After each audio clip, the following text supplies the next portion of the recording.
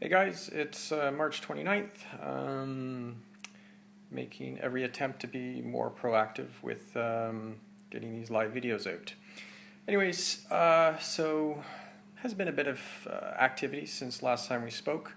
I thought though maybe what I would start with is just a shout out to a few people that are kind of behind the scenes. Most people may not realize, but there's actually over the last, well, even from the beginning, there's actually been a few people that have been sort of behind the scenes, not necessarily in an official capacity, but they've just sort of jumped on board. And so I just wanted to give a shout out to some of those people because it's some of their help has been really amazing. First, I want to give a shout out to Ellen, a friend of mine from way back. She has been, prior to this virus outbreak thing, she was spending some time on Twitter trying to get my ride out to various news groups as I was pedaling through different cities. So Ellen, I want to thank Ellen for helping me just with Twitter and just working on getting my story out to some of the news groups. Anyways, the other person I'd like to thank is Perry. Perry has actually been following the ride from the very beginning. I kind of think of him as my bike coach.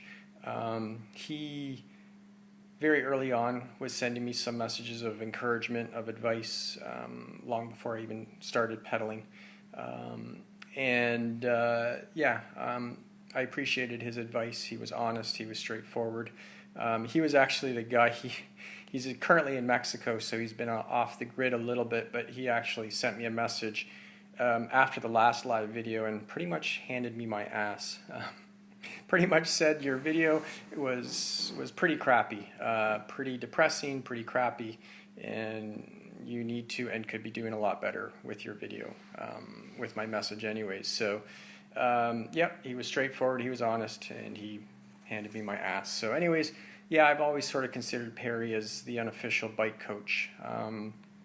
So anyways, his honesty and support has been appreciated.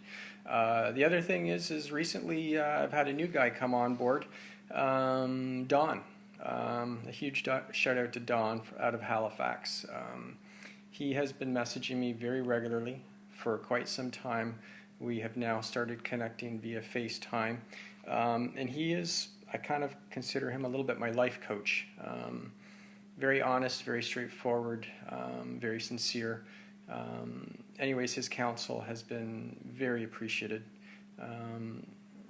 because as many of you guys realize, and this bike ride has been a journey, and his insight and his advice and his care and his honesty has been really appreciated. So a shout out to Don. So Ellen, Perry, and Don, kind of behind the scenes unofficially. And then I think I mentioned on the last video, I have a YouTube guy, Brandon McCaskill. We actually did release our first 1 hour documentary style video. A huge shout out to Brandon for the time and effort that he put into that. It is our first video. So we are working on other videos, and we are quite excited about what is coming up, we will work with some different styles of videos. In all honesty, from my perspective, video is very intimidating to me, and working with it, editing, all that kind of stuff is quite scary for me. And so I was actually really impressed with what he was able to pull off, considering how little material I actually gave him. So I was impressed with what he could pull off, and I know bigger and better things are coming when it comes to our YouTube content. So if you haven't had a chance to watch it, please do. Definitely please subscribe. I'm told I need 10,000 subscribers, and I think we've got like 90. So huge challenge ahead of me. So if you guys could subscribe to my YouTube channel, both me and Brandon would love you to bits. What else? Actually, yesterday was extremely busy, but I have been working on quite a few things. I am taking advantage of this downtime. I guess pretty much 12 days I've been down, like yes, from the ride, and I'm sort of taking this time to work on the stuff that I never even had a chance to work on before the ride. And I'll just answer a quick question because Delores sent me a question. What is harder, staying put or sleeping in the snow? What is harder? That's a good question because they're both pretty hard. I definitely want to be pedaling. I want to be pedaling like yesterday. I want to be pedaling like 12 days ago. Sleeping in the snow, even though I did do it, I did not sleep in the snow very well. That is for sure. I made it through the winter, but I definitely did not sleep very well. And with the way it's looking right now, I could very well be pedaling through next year's winter. Someone did ask me what the plans were, and obviously I am staying put until the government suggests that it's safe to travel, which is anybody's guess. The plan is to remain optimistic and keep busy while I am stuck, but whether the news to travel comes in 1 week or in 6 months, I guess there is that possibility that the rest of Canada gets crossed during winter, but that's yet to be decided and yet to be figured out. But we'll see. But anyways, so the goal is to remain positive, to remain busy, and to work on all that behind the scenes stuff that I never had a chance to work on before the ride because of how rushed things were to get it going.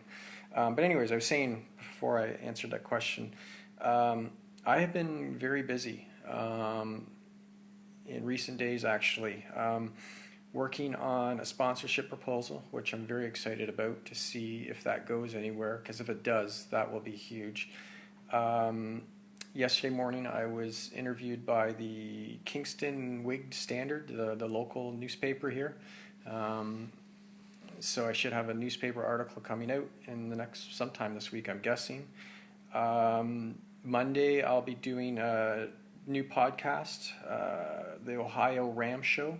So it's a podcast out of Ohio. He had reached out to me before I had started, and so I thought this is about as good a time as any. So I reached out to him and said, hey, how about that podcast? So Monday I have a podcast. The other thing is I was in contact with an old friend back from Hamilton. He just started his YouTube channel called The Dyslexic Artist.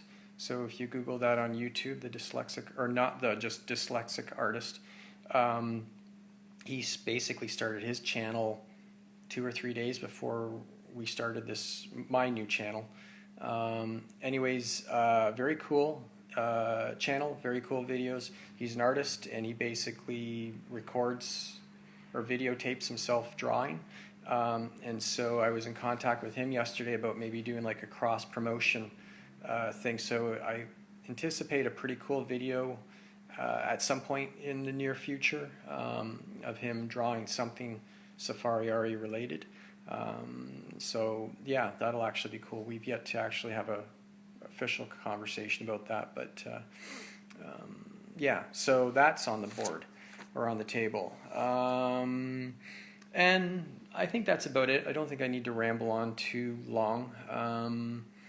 Yeah, I've been keeping very busy with documenting and this and that, and I'm in good spirits. Everything's, for the most part, pretty cool here. Looking forward to the future.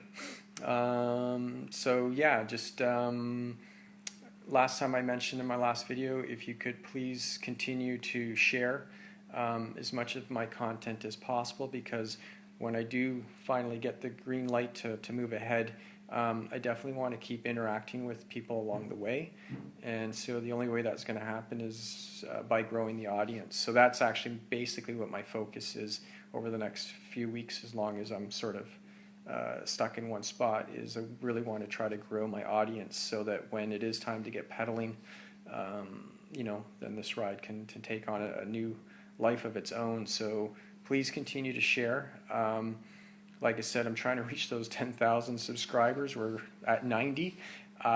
So you're subscribing, and I think you have to, and also helps when you ring that bell or whatever, click that bell. So continue, I would really appreciate any support in that direction. I think in ending, I will leave with this piece of information that I found out yesterday that will probably, I'm guessing, well, maybe somebody knows about this, but I'm guessing nobody knows about this. This is so cool. This has me so excited. I can't wait. I actually want to start pedaling tomorrow. And I'm not going to get too much into the details, so you'll have to Google it, because you probably won't believe me if I tell you, so Google it. But I found out that there are wild hippos in Colombia. That's right, wild hippos in Colombia. And I Googled it, and it's a true story, and I cannot wait to pedal to Colombia to see these wild hippos. So all I can say, don't believe me, go ahead, fine, Google it. Wild hippos in Colombia. Craziest thing I ever heard, I think, this year. I cannot wait to see these wild hippos in Colombia. Anyways, I thought, that's probably a good way to end this video. And anyways, thanks for all your support, your comments. Appreciate it. Looking forward to getting back on the road. All right, everyone, stay safe.